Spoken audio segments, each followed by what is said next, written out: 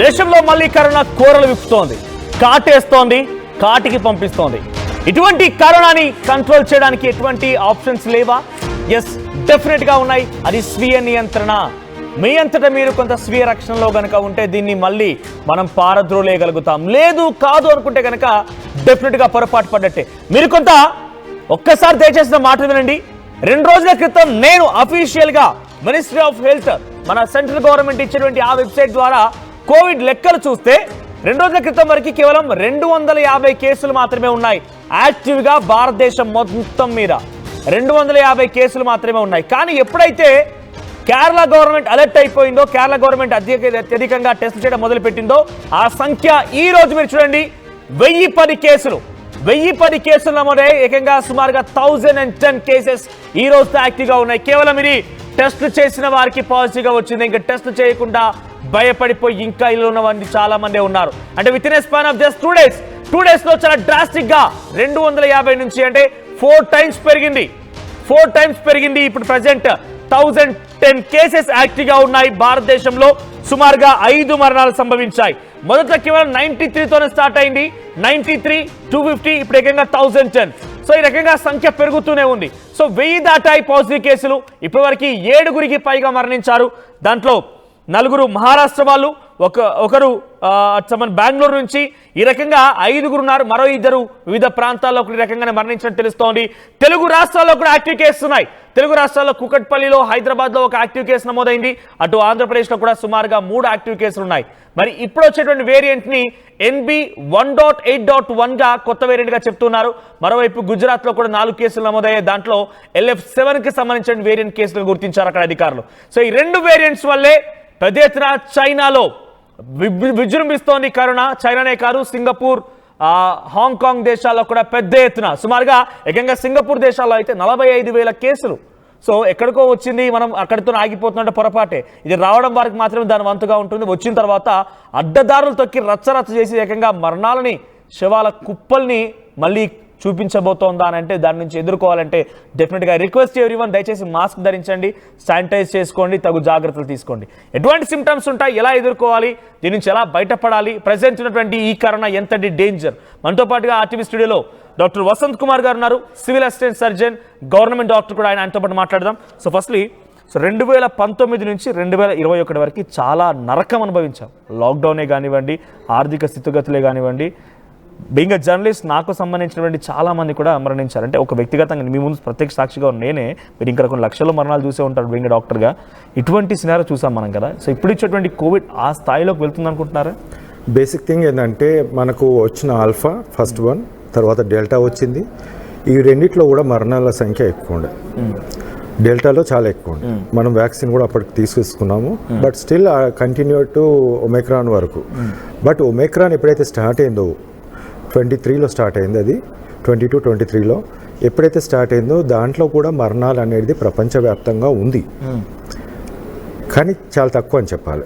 Delta అంత devastating effect కాకుండా కొంచెం మరణాలు అయితే సంభవించాయి. అంటే ప్రజలకు అర్థమయ్యేట్లు చెప్పాలంటే first phase, second phase, third phase. Second phase లో చాలా మరణాలు, ఫస్ట్ ఫేజ్ లో కొంత నార్మల్, మోడరేట్. ఓకే, అక్కడ ఏంటంటే కోవిడ్ అనేది ప్రపంచవ్యాప్తంగా ఒకటే పదం, లంగ్ ఇన్ఫెక్షన్ అని. లంగ్ ఇన్ఫెక్షన్ కాదు అది క్లాట్ ఫార్మింగ్ డిసీజ్. క్లాట్స్ బాడీలో ఫామ్ అయ్యి లంగ్స్లో ఫామ్ అయినప్పుడు సర్క్యులేషన్ లేకపోవడం వల్ల ఆ లంగ్ అనేది డ్యామేజ్ అయింది. సో ఈ డ్యామేజ్ ఏదైతే ఉందో అది లంగ్ మనం ఇన్ఫెక్షన్ అని చెప్పేసి మనం అనుకుంటాం. సేమ్ అదే బ్లడ్ క్లాట్ అవుతుంది. బ్లడ్ క్లాట్ ఏదైతే ఉందో నెక్స్ట్ కూడా బ్లడ్ క్లాట్ అనేది మనం చూసాం. ఇప్పుడు కూడా గత మరణాలు, ఇప్పుడు గత ఒమిక్రాన్ 3 సంవత్సరాలు మనం చూసినట్టయితే చాలామంది హార్ట్ అటాక్తో చనిపోవడానికి కారణం ఒకటి Covid virus, clot farming disease, దానివల్ల సడన్ హార్ట్ అటాక్స్ వచ్చినాయి. సెకండ్ ఇదేంటి వ్యాక్సిన్ ఏదైతే ఇచ్చారో దాంట్లో కూడా క్లాట్స్ ఫామ్ అవుతున్నట్టు యూకే నుంచి, ఎందుకంటే యూకే వాళ్ళే తయారు చేసి ఇచ్చారు మనకు. అక్కడ కేసెస్ పెట్టారు, అక్కడ సుప్రీంకోర్టులో కేసు వేశారు. Thrombocytopenia syndrome. ఈ థ్రాంబోసైటోపినియా సిండ్రోమ్ అనేది, థ్రాంబోసిస్ అంటే క్లాట్ ఫామ్ అవడం, థ్రాంబోసైటోపినియా అంటే ప్లేట్లెట్స్ పడిపోయింది. ఈ రెండింటి కలిపి ఒక ప్రజలకు అర్థం కాకుండా ఉండాలంటే ఒక సిండ్రోమ్ లాగా పెట్టారు. So this is a continuous ప్రాసెస్గా మీరు చూడొచ్చు. మీరు చాలామంది డ్రైవింగ్ చేస్తూ హార్ట్ అటాక్తో చనిపోయారు, కొంతమంది ఆడుతూ చనిపోయారు, దానికి మాత్రం అంటే గతంలో కోవిడ్ సోకిన వారికి మాత్రమే ఈ రకంగా హార్ట్ అటాక్స్ వస్తున్నాయా, లేదంటే ఆల్రెడీ మీరు అంటున్నట్టుగా మనం వ్యాక్సిన్ గురించి కూడా మాట్లాడదాం, మీరు వ్యాక్సిన్ అనే టాపిక్ తీశారు కాబట్టి వ్యాక్సిన్ వేసుకోవడం వల్ల కూడా క్లాట్ అవుతుంది అనేటువంటి ఒక చెప్పారు కదా మీరు. సో వ్యాక్సిన్ వేసుకున్న ప్రతి ఒక్కరికి హార్ట్ స్ట్రోక్ వచ్చే అవకాశం ఉందంటున్నారా? ఆ రకంగా హెచ్చరికలు ఏమైనా ఉన్నాయా?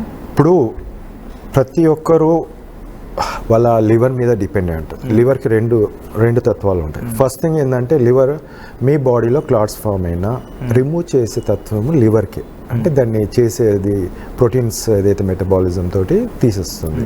రెండోది లివర్ క్లాట్ కూడా ఫామ్ చేసే విధంగా ప్రోటీన్స్ ఉంటుంది. సో అది రెండు విధాలుగా ఉంటుంది. వన్స్ లివర్ ఈజ్ ఎఫెక్టెడ్, ఇప్పుడు ఫ్యాటీ లివర్ అంటాం, grade 1 grade 2 cirrhosis of liver, అలాంటి వాళ్ళు చాలా ఎఫెక్ట్ ఉంటుంది. సో దేర్ ఈజ్ ఇప్పుడు అంతకన్నా ముందు మనం చూసినట్టయితే చైనా ఏదైతే చెప్పారో, చైనాలో నిల్చొని పడిపోయి చనిపోయారు. మీరు చూస్తుంటారు చాలా మటుకు మన వీడియోస్. Because of clot. ఒక్కసారి నేను పబ్లిక్ కూడా అడ్రస్ చేస్తాను. సో దయచేసి మీరు దీన్ని వెంటనే షేర్ చేయండి మీ ఫ్రెండ్స్కి. ఎందుకని అంటున్నానంటే గతంలో మనం చూసాం కొన్ని లక్షల కొద్ది మరణాలు. మన హైదరాబాద్ లాంటి ప్రాంతాల ఉదాహరణ తీసుకుంటే గాంధీ హాస్పిటల్లో కుప్పలు తెప్పలుగా శవాలు. కనీసం ఒక తండ్రి మరణించాలంటే కొడుకు రాలేని పరిస్థితి, కొడుకు మరణించాలంటే తండ్రి రాలేని పరిస్థితి. చిన్న పసిగుడ్డు ఉంది, అప్పుడే పుట్టిన పసిపాప, తల్లికి కరోనా వస్తే ఆ పసిగుడ్డికి కనీసం పాలు ఇవ్వలేని పరిస్థితి. ఇటువంటి దౌర్భాగ్యమైన సిచ్యువేషన్ మనం అంతా కూడా చూసాం. సో దాని నుంచి బయటపడాలంటే ఎలా, ఎటువంటి మెజర్స్ తీసుకోవాలి? ఇంకొకటి, మీ అందరిలో కూడా కొన్ని అనుమానాలు ఉన్నాయి. మనం వ్యాక్సిన్ వేసుకున్నాం కాబట్టి హార్ట్ అటాక్స్ వస్తున్నాయా? డాక్టర్ గారు చెప్తున్నట్టుగా చాలా మంది బైక్ డ్రైవ్ చేస్తూనే హార్ట్ అటాక్తో పడిపోయి చనిపోతున్నారు. ఎక్సర్సైజెస్ చేస్తూనే వెంటనే హార్ట్ అటాక్తో చనిపోతున్నారు. సో ఇటువంటి వాళ్ళకి నిజంగానే వ్యాక్సిన్స్తోనే వస్తున్నాయి. అసలు దీనికి గల కారణం ఏంటి అని అంటే కనుక క్లాట్స్ అంటున్నారు ఆయన. లంగ్ ఇన్ఫెక్షన్ కాదు, అది నర్వ్స్లో క్లాట్ రావడం, బ్లడ్ క్లాట్ అవ్వడమే ప్రధాన కారణంగా చెప్తున్నారు ఆయన. సో మీరు కూడా ఈ ఇన్ఫర్మేషన్ని మీ ఫ్రెండ్స్తో షేర్ చేసుకోండి, ఎందుకంటే చాలా వాల్యుబుల్ ఇన్ఫర్మేషన్ని ఇంటర్వ్యూలో మేము చూపించబోతున్నాం. ఎలా కంట్రోల్ చేయాలి, ఎలా దీన్ని అరికట్టాలి, ఏ రకంగా ముందుకు వెళ్ళాలి, చాలా డీటెయిల్డ్ ఇన్ఫర్మేషన్తో మీ ముందుకు నేను డాక్టర్ని తీసుకొచ్చాను. సో చాలా క్లియర్ ఇన్ఫర్మేషన్, డీటెయిల్ ఇన్ఫర్మేషన్ని మీకు నేను చెప్పబోతున్నాను. దీన్ని అరికట్టేందుకు కూడా, దీన్ని ఎలా అరికట్టాలనేటువంటి విషయాన్ని కూడా పంచుకోబోతున్నారని చాలా బెస్ట్ ఎగ్జాంపుల్స్తో కూడా ఉన్నాయి, అవన్నీ వివరించబోతున్నాను. సో మీరు కూడా ఈ లైవ్లో పార్టిసిపేట్ చేయాలి, మీరు కూడా మాతో మాట్లాడాలి, మీకు అనుమానాలు తీర్చుకోవాలంటే ఒకసారి మా నెంబర్ కింద స్క్రోల్ అవుతూ ఉంటుంది, 040693166611 లేదా 22. ఈ నెంబర్స్కి కాల్ చేయండి. మీరు కూడా మాతో పాటు లైవ్లో పార్టిసిపేట్ చేయవచ్చు, మీకున్న అనుమానాలను కూడా తీర్చుకోండి. ఎందుకంటే ఇది చాలా ప్రమాదం, మళ్ళీ చెప్తున్నా వినండి, ఇది చాలా ప్రమాదం. చాలా ఉదాహరణలు కూడా ఉన్నాయి. సో మీరు ఫోన్ చేసే ముందు మళ్ళీ డాక్టర్తో కంటిన్యూ ముందు ఒక చిన్న ఉదాహరణ మీకు చెప్పే ప్రయత్నం చేస్తాను. ఇవన్నీ మిమ్మల్ని భయభ్రాంతులకు గురి చేయడం కాదు, అలర్ట్గా ఉండమని చెప్పి మా వంతు బాధ్యతగా మీకు చెప్పేటువంటి ఒక పని మాత్రమే. సో ఒక వ్యక్తి అమెరికాలో ఎన్ఆర్ఐగా ఉంటున్నారు. అక్కడి నుంచి తన భార్య కన్సీవ్ కాబోతోందని చెప్పి హైదరాబాద్కు వచ్చాడు. తన భార్య కన్సీవ్ అయింది, కరోనా స్టార్ట్ అయిపోయింది, లాక్డౌన్ విధించారు. ఇక తిరిగి బయటికి విదేశాలకు వెళ్ళడానికి వీలు లేని సందర్భంలో ఆయన ఇక్కడే ఉండిపోవాల్సి వచ్చింది. భార్య తన తల్లిని, ఆ పుట్టిన పిల్లవాడిని ఇద్దరిని కూడా ఊర్లో వదిలేసి ఇక్కడ హైదరాబాద్ నుంచి కొన్ని లగేజ్ తీసుకెళ్ళడం కోసం ఇక్కడ ఆగిపోయాడు. తండ్రి, ఆ కొడుకు మాత్రమే ఉన్నారు. ముందుగా తండ్రికి కరోనా వచ్చింది, ఆ తర్వాత తండ్రి బయటపడిపోయాడు. తర్వాత కొడుక్కి కరోనా వచ్చింది. ఆ కొడుకు ఆ లోపల ఆయనకైనంతటా ఆయన ఐసోలేషన్లో ఉండి పారాగంగా మరణిస్తే ఆయన శవాన్ని 6వ అంతస్తు నుంచి కింద పడేశారు. ప్రత్యక్ష సాక్షి నేను. ఆ తర్వాత తండ్రి గుండె పగిలి ఆన్ ది స్పాట్లోనే మరణించాడు. ఇవన్నీ కూడా ప్రత్యక్ష సాక్ష్యాలుగా ఉన్నాయి. ఇటువంటి ఘటనలు మళ్ళీ జరగకుండా ఉండాలంటే, ఎందుకంటే సింగపూర్ ఆల్రెడీ వేలకు కేసులు నమోదవుతున్నాయి. 2 రోజుల క్రితం వరకు నేనే మన అఫీషియల్ వెబ్సైట్ ద్వారా చూసినప్పుడు 250 కేసులు మాత్రమే ఉన్నాయి. ఈ రోజుకి 1010 కేసులు నమోదయ్యాయి. అంటే చాలా పెద్ద ఎత్తున పెరుగుతున్న యాక్టివ్ కేసు సంఖ్య. సో కాబట్టి వెంటనే మీరు దయచేసి, ఐ రిక్వెస్ట్ ఎవ్రీవన్, మీరు దయచేసి షేర్ చేయండి. ఈ వాల్యుబుల్ ఇన్ఫర్మేషన్ అందరికీ మనం స్ప్రెడ్ చేసే ప్రయత్నం చేద్దాం. డాక్టర్ వసంత్ కుమార్ గారు ఉన్నారు. వసంత్ గారు, ఇందాక చెప్తున్నట్టుగా క్లాట్స్ అవుతూ ఉంటాయి. ఈ క్లాట్స్ కారణంగానే ఇబ్బంది పడుతున్నాం. కోవిడ్ వల్ల క్లాట్సే వచ్చాయి. సో కోవిడ్ వల్ల క్లాట్స్ వచ్చిన తర్వాత వ్యాక్సిన్ దానికి యాంటీడోట్గానే పనిచేయాలి, కానీ ఈ వ్యాక్సిన్ కూడా ఆ రకంగానే ఇంకా మనిషిని చితికిల పడేస్తుందా, మనిషిని చంపేస్తుందా? వ్యాక్సిన్ యొక్క ఇంపార్టెన్స్ ఏం లేదంటారా? ఇప్పుడు ఒకటి గమనించాల్సింది ఒకటి ఏంటంటే, ఇంటర్నేషనల్గా Pfizer vaccine, Moderna vaccine, Sputnik, లేకుంటే మన ఇండియాలో ఇచ్చిన కోవిషీల్డ్ కోవాక్సిన్ కూడా అన్నిట్లో కూడా ఒక స్పైక్ ప్రోటీన్ అని ఉంటుంది. ఆ స్పైక్ ప్రోటీన్ అనేది అందరిలో కూడా ఆ స్పైక్ ప్రోటీన్ అనేది ఇంట్రడ్యూస్ అంటే వ్యాక్సిన్ ద్వారా ఇవ్వడం జరిగింది. వ్యాక్సిన్ ద్వారా ఇవ్వడంతో ఏమవుతుందంటే మనకు బాడీలో ఆ ప్రోటీన్ అనేది ఉంది కంటిన్యూస్గా. మీరు చూసినట్టయితే చాలామందిలో ప్లేట్లెట్స్ అనేది 50% to 60% వరకు ఉన్నాయండి. 30 to 40% తగ్గిపోయాయి ప్లేట్లెట్స్ అనేది. కంటిన్యూస్ ప్రాసెస్గా నడుస్తుంది. ఇన్ కేస్ ఇప్పుడు వ్యాక్సిన్ అక్కడ వరకు చేసింది, ఇన్ కేస్ ఏదైనా కోవిడ్ లాంటిది వస్తే అగ్రివేట్ అయిపోయి క్లాట్స్ అనేవి మళ్ళీ ఫామ్ అవుతున్నాయి.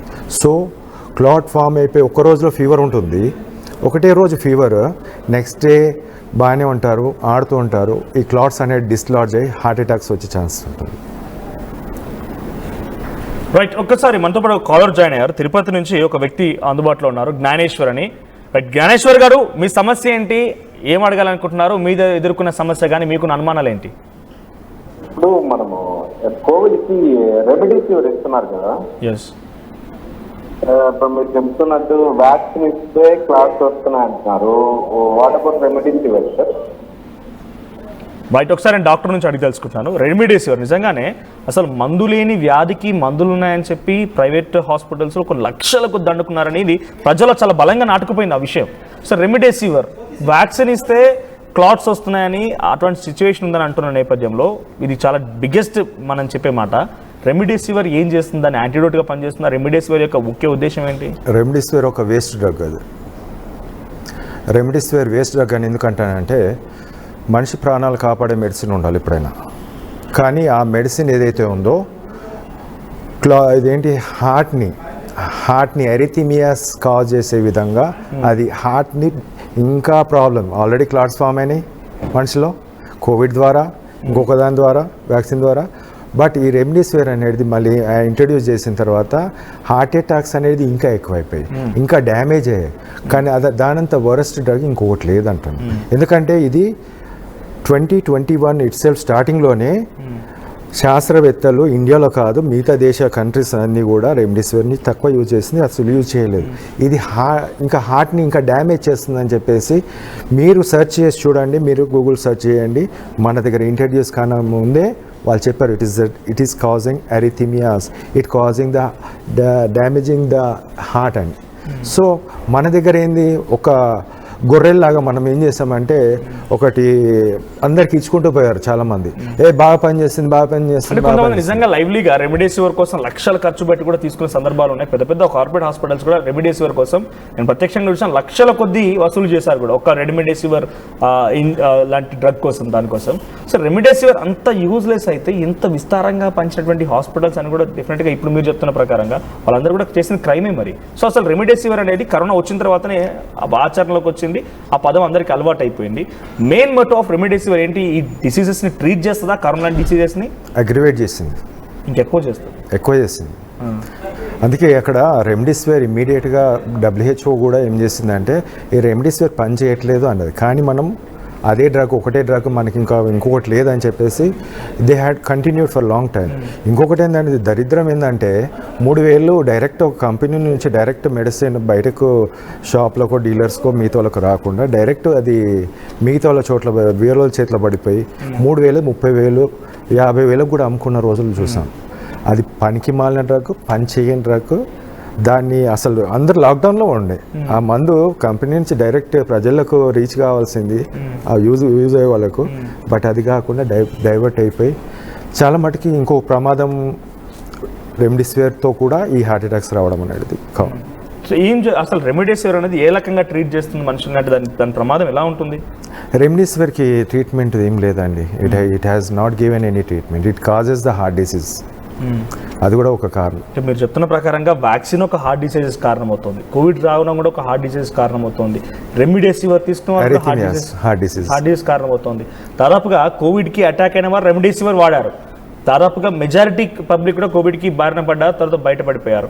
వ్యాక్సిన్ అంటారా, ఇక 140 కోట్ల మంది జనాభాకి 140 కోట్ల మంది 3 ఫేజ్ ఆఫ్ వ్యాక్సిన్ వేసుకున్నారు.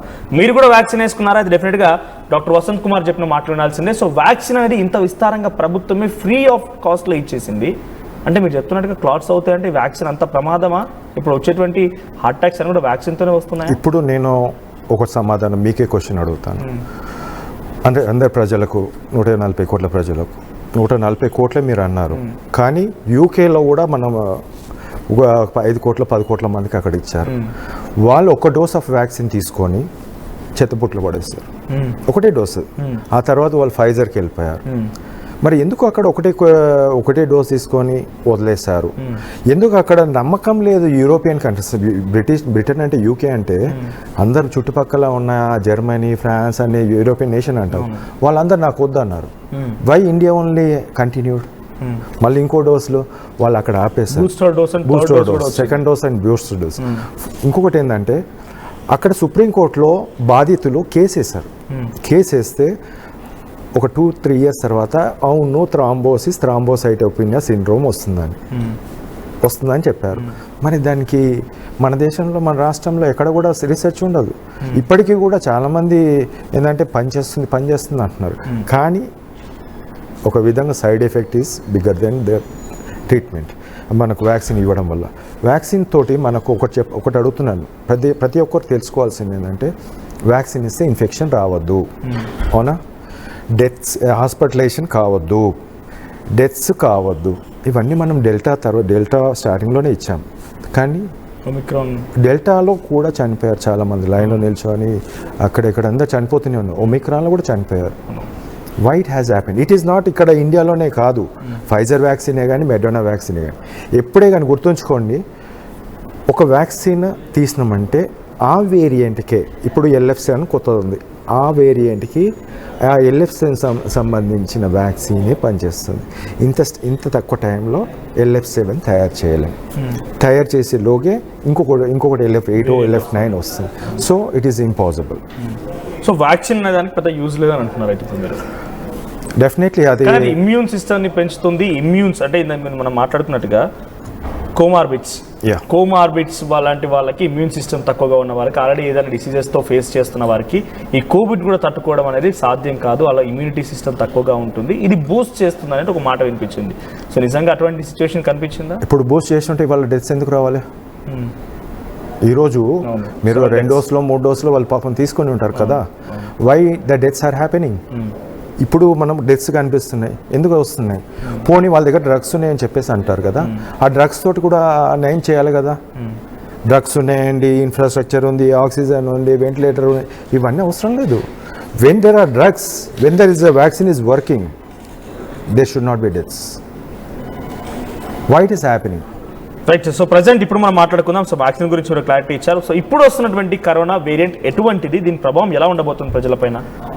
ఇప్పుడు వస్తున్న వేరియంట్ ఏదైతే ఉందో హార్ట్ అటాక్స్ దారితీస్తుంది.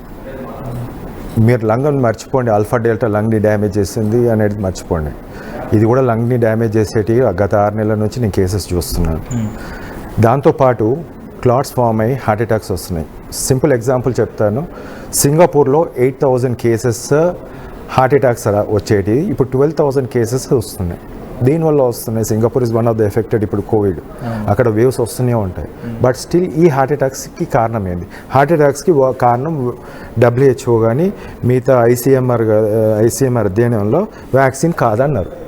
ఓకే, 2019 కన్నా ముందు నిల్చొని పడే పర్సన్ని చూడలేదు. నేను చూడలేదు, మీరు చూడలేదు, ఎవరు చూడలేదు. డ్రైవర్ నడిపించుకుంటూ 50 మందిని వెనకాల వేసుకొని సడన్గా హార్ట్ అటాక్ మొన్న 3 రోజుల కిందట. అలాంటిది నేను ఎక్కడా చూడలేదు. ఎక్కడో ఒక్కోసారి చిన్న ఇన్సిడెంట్ జరిగి ఉంటుంది. బట్ ఇప్పుడు రెగ్యులర్గా కనిపిస్తున్నాయి అవే. మరి ఏమై ఉంటుంది?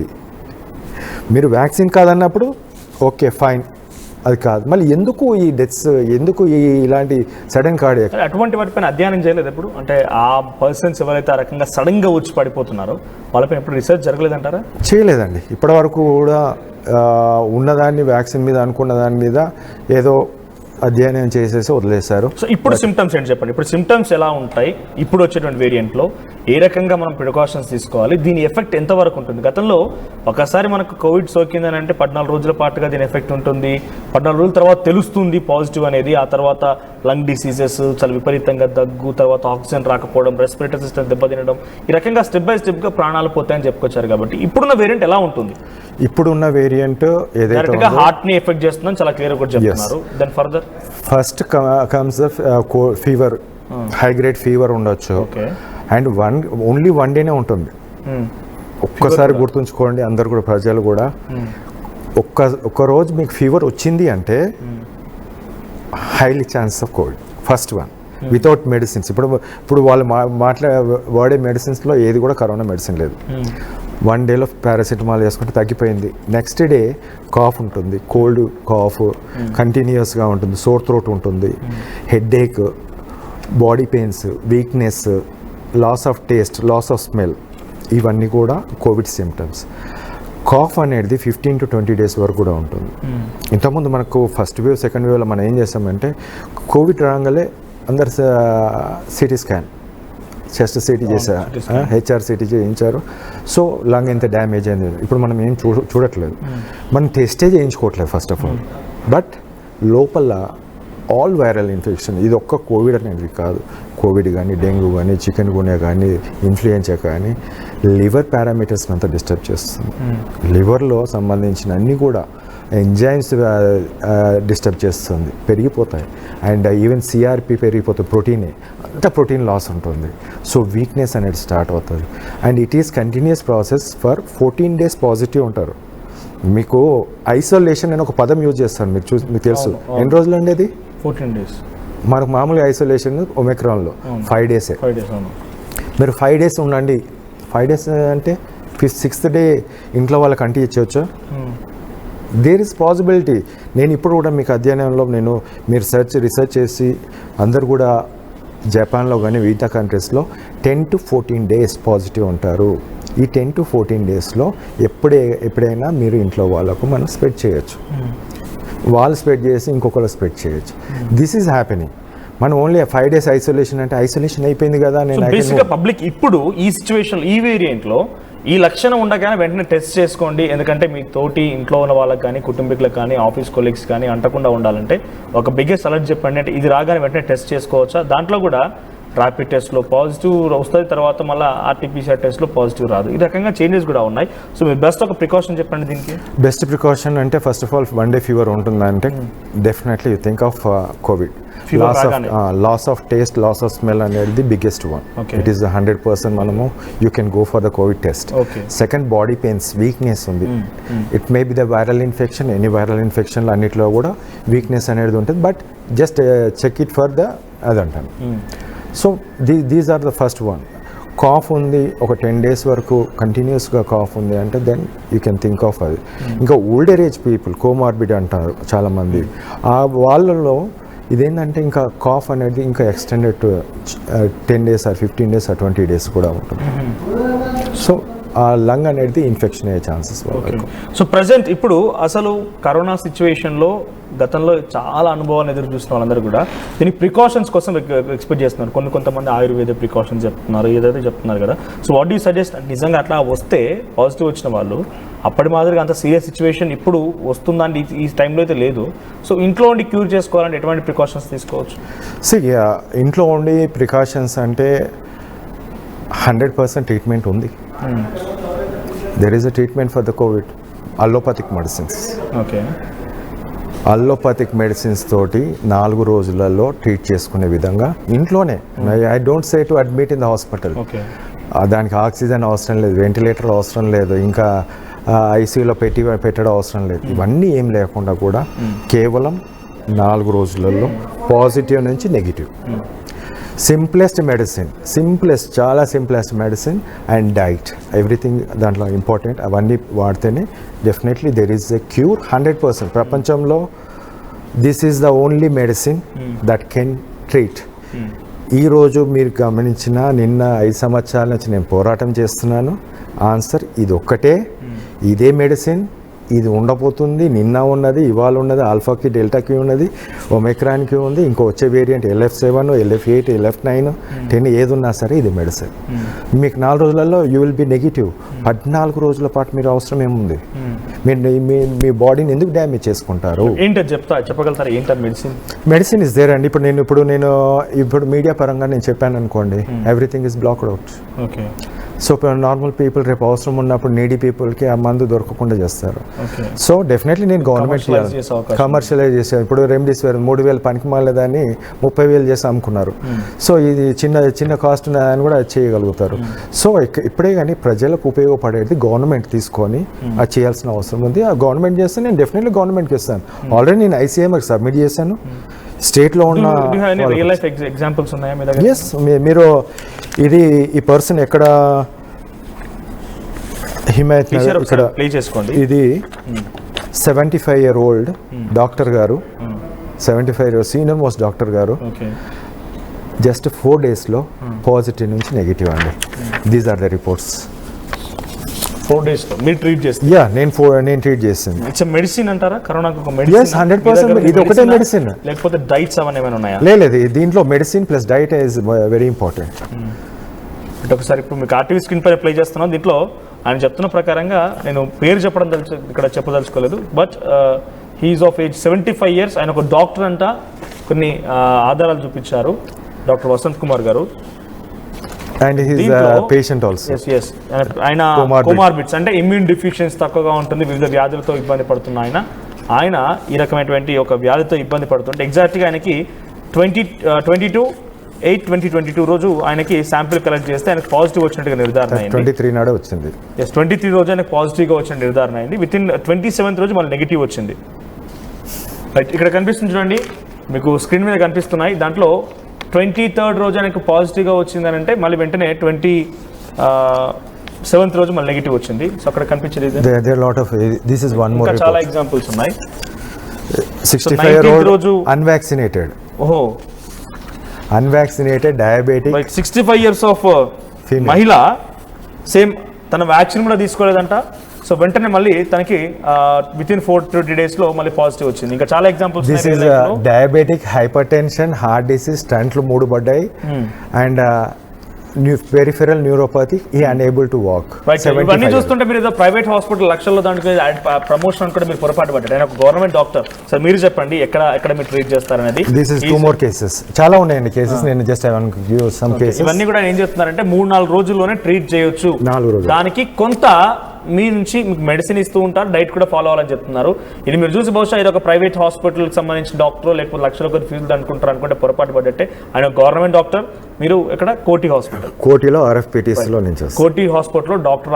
ఆయన గవర్నమెంట్ డాక్టర్. ఆయన ఏం చెప్తున్నారంటే మీరు ప్రికాషన్స్ తీసుకుంటే దీన్ని ఎదిరించవచ్చు. మొదటి నుంచి మేము చెప్తుంది అదే, మీరు ప్రికాషన్ తీసుకోండి. ముందుగా ఈ కొమార్బిడ్స్, ఇమ్యూన్ డెఫిషియన్సీ ఉన్న వాళ్ళు ఈ రకరకాల వ్యత్యాసాలు ఏం లేకుండా ఎవరంతటా వాళ్ళు స్వీయ నియంత్రణలో ఉండండి కొన్ని రోజుల పాటు. ఎందుకంటే చాలా బీభత్సంగా ఉన్న కేసెస్ ఇప్పుడు ఏకంగా నిన్న 2 రోజుల క్రితం నేను చూసినప్పుడు 250 కేసెస్ అఫీషియల్గా మన central government ministry of health ద్వారా అప్లోడ్ చేసినటువంటి ఇన్ఫర్మేషన్ ప్రకారంగా 250 కేసులు ఉంటే ఈ రోజుకి 1010 కేసులు నమోదయ్యాయి. అంటే ఎవరు మన చుట్టూరు ఉన్న వాళ్ళకి ఎవరికో కోవిడ్ సోకి ఉంటుంది.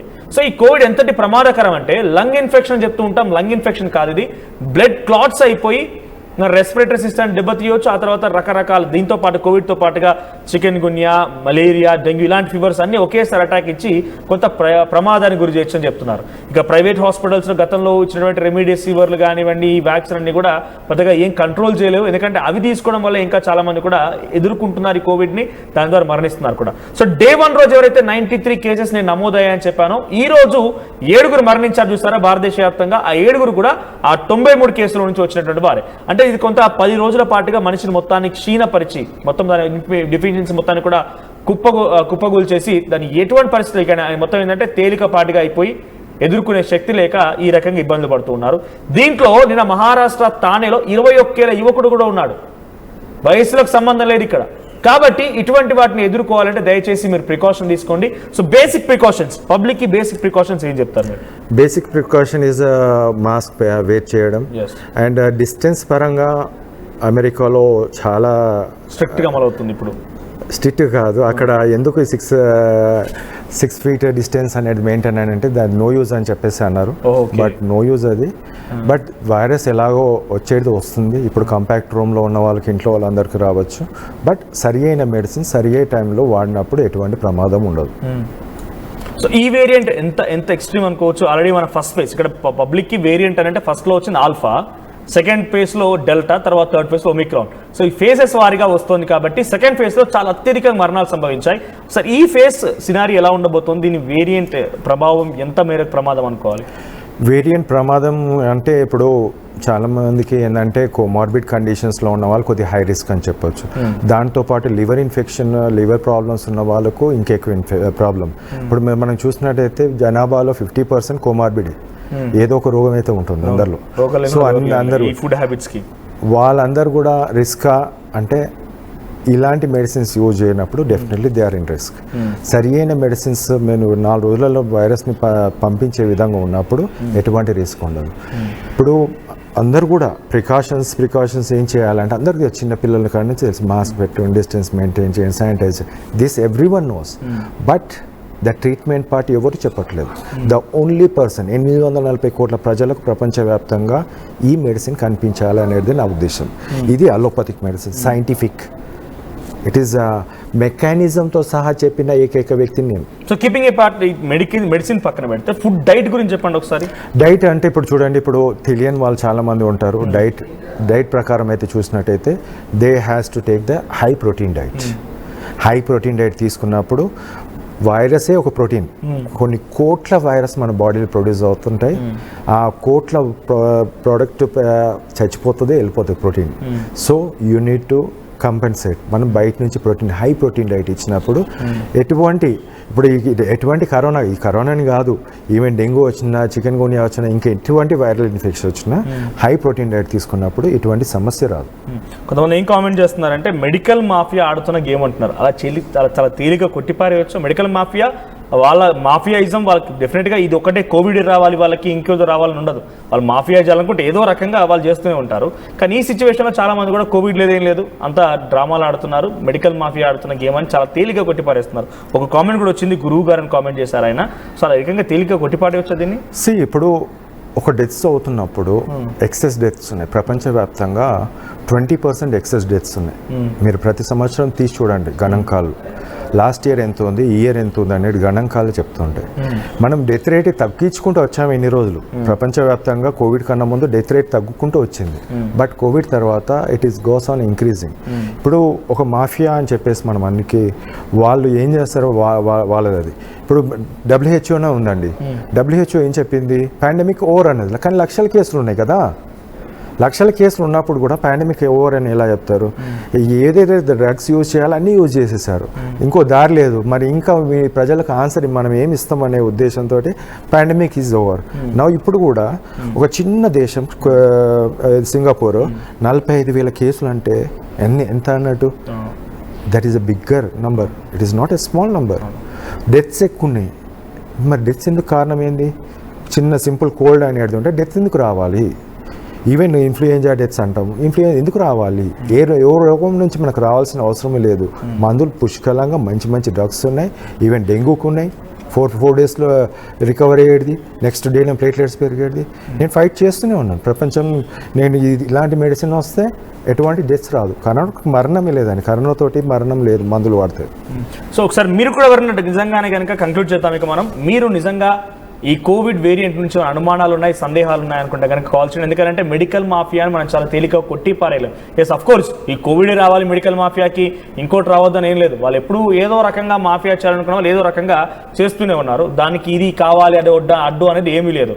సో అంత ఈజీగా తీసుకోకండి మీరు. డెఫినెట్గా ఇది చాలా ప్రమాదం. గతంలో కూడా అనేక అనుభవాల నుంచి మనం చూసాం కాబట్టి ఎదుర్కోవాలంటే మనందరం కూడా కొన్ని రక్షణ తీసుకోవాల్సిందే. సో టెంపరేచర్ కండిషన్స్ ఎలా ఉండాలి దీంట్లో? అంటే ఎక్స్ట్రీమ్ టెంపరేచర్స్లో ఇది చచ్చిపోతుంది అని చెప్పి గతంలో కొంతమంది మాట్లాడుకొచ్చారు. చాలా డౌన్ కూల్ టెంపరేచర్స్లో, కూలెంట్ ఏరియాస్లో ఎక్కువగా స్ప్రెడ్ అవుతుందంట. దీనికి అట్లా టెంపరేచర్స్ ఏమైనా ఉంటాయా? ఎండాకాలం మనకు వచ్చిందంటే, మనకి ఎండాకాలంలో డెల్టా వేవ్ చూసాం మనం ఆల్రెడీ. ఆల్ఫా డెల్టాస్ అన్నీ ఎండాకాలం వచ్చినాయి. బట్ స్టిల్ ఆ టెంపరేచర్లో గాలిలో తేమ లేనప్పుడు ఇట్ విల్ ఫాల్ డౌన్. ఆ వైరస్ అనేది చనిపోవడం జరుగుతుంది, it will fall down. But still ఏంటంటే మనకు ఒక్కరు పాజిటివ్ అయినా ఇంట్లో వాళ్ళందరికీ అంటించేస్తారు, వాళ్ళు ఇంకా 10 మందికి అంటిస్తారు. అంటే ఏసీలో ఉండడమో లేకుంటే కూలర్ కింద ఉండడం వల్ల. సో ఇలాంటి సమస్య, ఇలాంటి ప్రాబ్లమ్స్ ఉంటుంది. ఇప్పుడు ఏం చూసినట్టయితే మనకు ఇప్పుడు వర్షాలు పడుతున్నాయి. సో ఈ వర్షాలకు ఏదైతే తేమ ఉంటుందో గాలిలో స్టాగ్నెంట్గా అలా ఉంటుంది. ఎవరైనా తుమ్మినా it will be there for long time, పక్కన వాళ్ళు క్యాచ్ చేయొచ్చు. So there is a temperature, దాంతో కూడా will have. But all the time rainy season ఇది ఎటువంటి ఎఫెక్ట్ ఉండొచ్చు? స్ప్రెడ్డింగ్ కి ఛాన్స్ ఎక్కువగా ఉంటాయా? There is high chances of spreading అండి.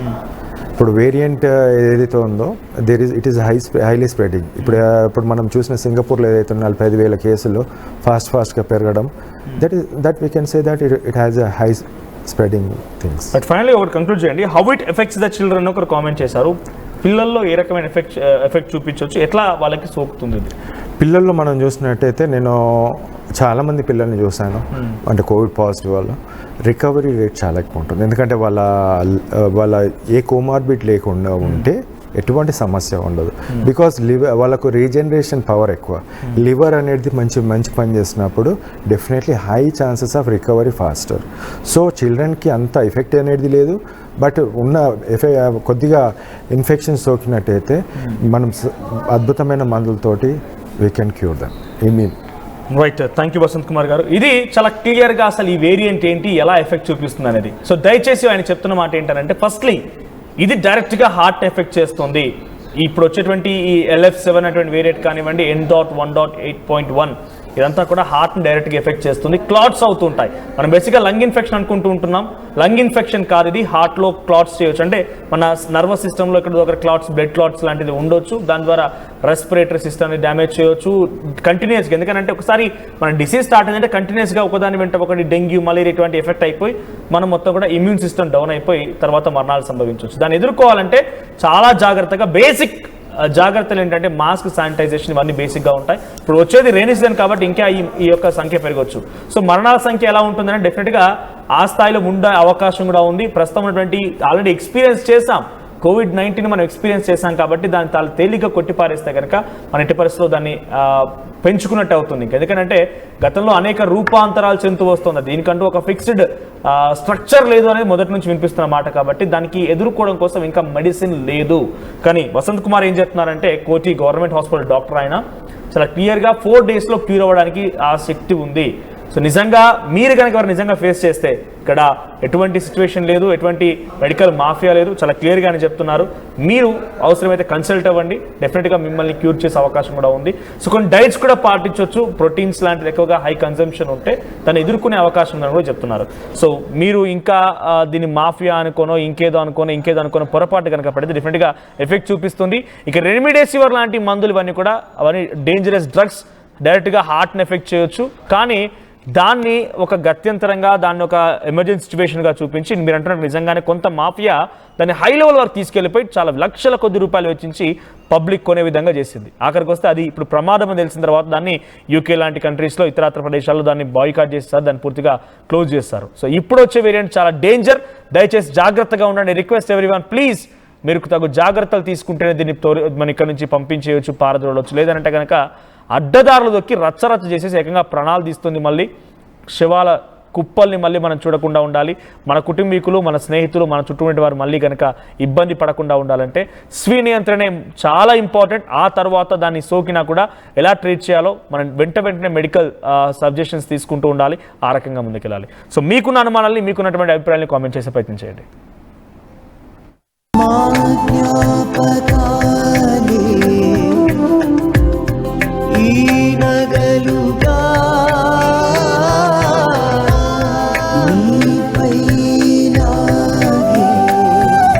అమ్మాయి గౌరవాన్ని అమ్మలా కాపాడుతుంది. Gokulam signature jewels.